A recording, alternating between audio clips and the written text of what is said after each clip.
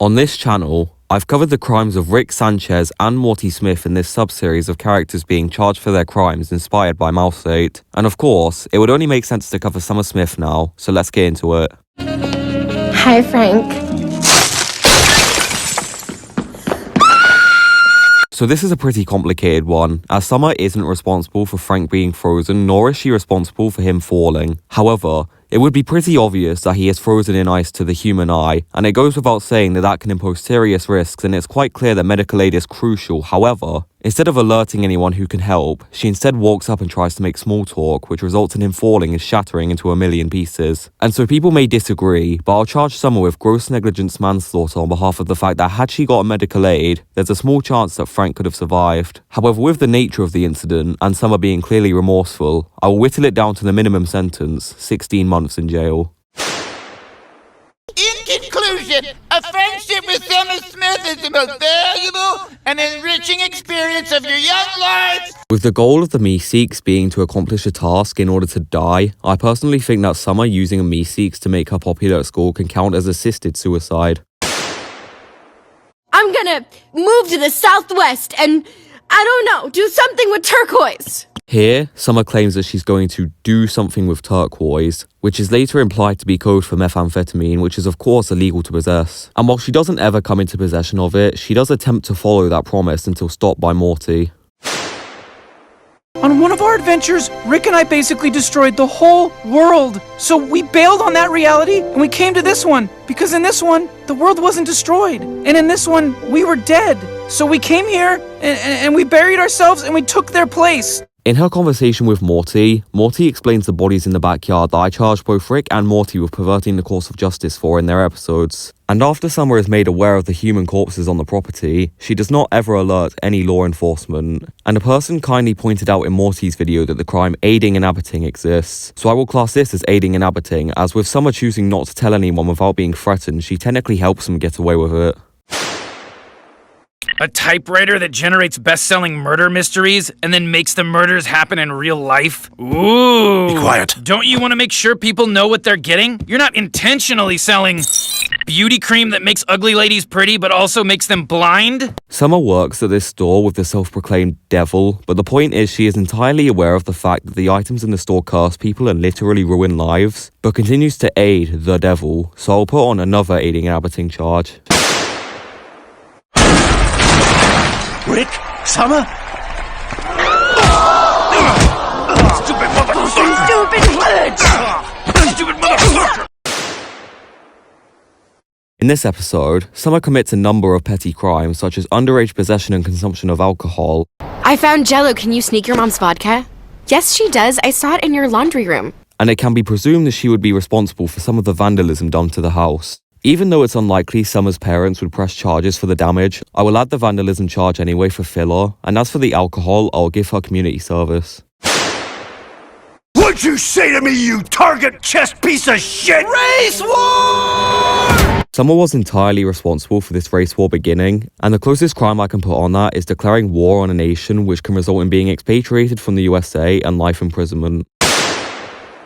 It's made clear soon after this scene that Beth isn't a parasite and therefore a real human being, and so I'll class Summer threatening her here as threat and intimidation. Hey, excuse me, hello?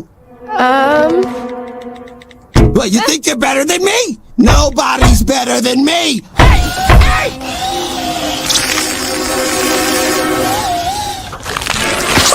Despite Summer's attempts to make the cast spare the people that it hurt or killed, you could argue she was still operating the vehicle and could have prevented it by shutting down the AI. Because I can't find crimes linking to her accessory to all the car did, I'll just give her the true charges for what was done. She also refused to leave the vehicle while law enforcement were attempting to apprehend her, so that would be resisting arrest.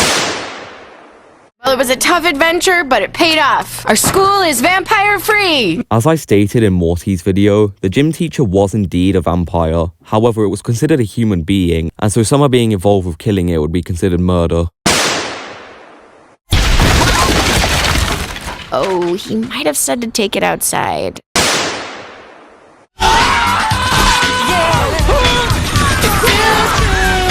With Summer having launched this beacon that supplied Rick and Morty with this arsenal of deadly weaponry that was used to murder people, some of whom innocent, I will charge Summer with supplying offensive weaponry.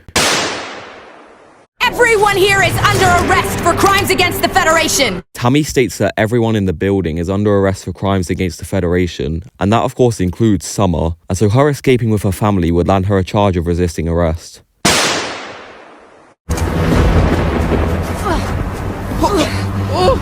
Oh God!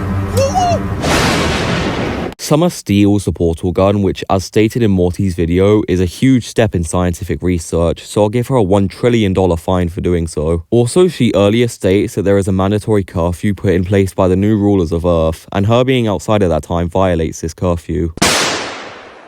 But watch closely as Grandpa topples an empire by changing a 1 to a 0. Summer technically assists Rick with toppling the galactic currency, which led to the collapse of the government, which she was well aware would happen, but wasn't 100% at fault for, so I will charge her with defacing government property, as all legal tender is considered government property. Because of the fine being in the trillions, I'll clarify she would be fined the exact amount of money that she defaced. And the amount of bills that exist of the currency in question is unspecified, so I left it at 1 billion, and will convert it into US dollars because I believe the USD and the Blemflarks have the same value.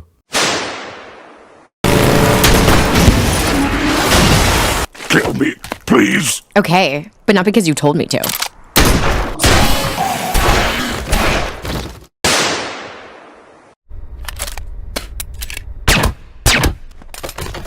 Summer shooting Rick and Morty with a tranquilizer gun is classed as assault, as well as the fact that you need a license to possess and administer the drug used in tranquilizer darts, which I seriously doubt she has. I'll clarify, for the medical malpractice of her possessing and administering tranquilizers, she'll be ordered to pay Rick and Morty $50,000 each, totaling to a fine of $100,000.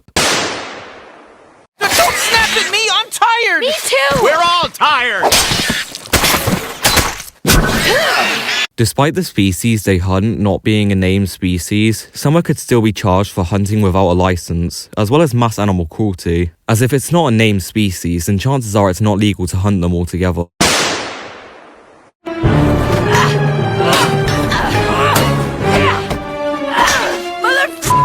Because Beth hit first and neither of them were seriously harmed, I won't charge Summer for assault here. However, with the part where she hit Beth with a suitcase and her pushing her through the window, I'll class that as battery. She also breaks the terminal window, so I'll give her a $1,000 fine for vandalism.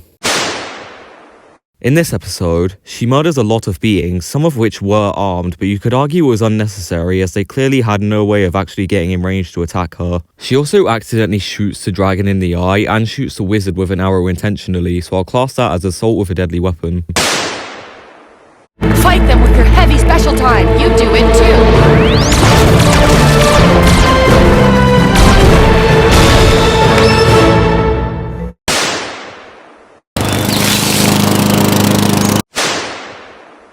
Summer, try unlocking that door by scanning your high school friend's dead face. Throughout this episode, a lot of decoy Summers commit a lot of genocide, and when it's all over, we follow the Summer that survived the ordeal, so I will charge her for all of the genocide. During the parties, Summer can be seen drinking alcohol and smoking what can be presumed to be drugs. Your heartbeat. Screw that! That's a human life. Like I mentioned with Morty, I don't need to list all the crimes Summer committed on her joyride with Rick's car because the space cop did it for me. Reckless driving, possession of Calaxian crystal dust, and slaughter of Oxians, and the genocide of Space Tahoe. I'd like him to stay 40 so he can keep buying my friends Molly. Summer implies that she has Morty acquire Molly for her and her friends to use, which would be classed as drug possession as methylene dioxymethamphetamine is illegal to possess. Next time you try to do a Die Hard, don't hide under a long table like the guy from Die Hard.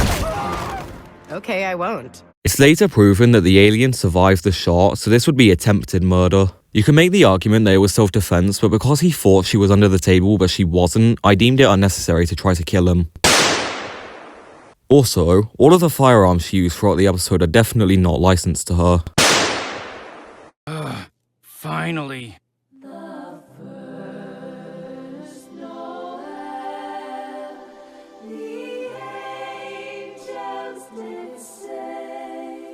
As Rick built this robot, it is his personal property and someone helping to destroy it here would be classed as property damage. But only if Rick pressed charges. However, even though it's unlikely for him to do so, I will add the charge anyway. The charge being a fine of $10,000 as I estimated the robot to cost about that much.